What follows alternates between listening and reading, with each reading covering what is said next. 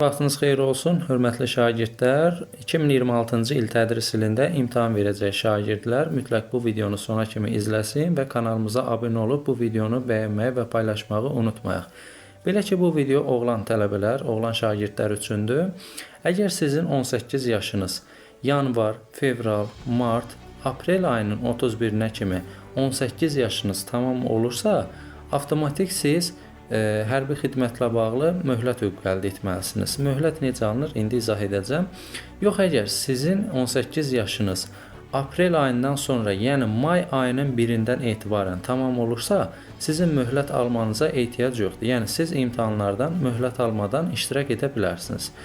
Və mənim 18 yaşım məsələn mart ayının 20-sində və yaxud aprel ayının 20-sində tamam olur. Mən nə etməliyəm? Fevral-mart aylarında sənəd qəbulu prosesi olacaq.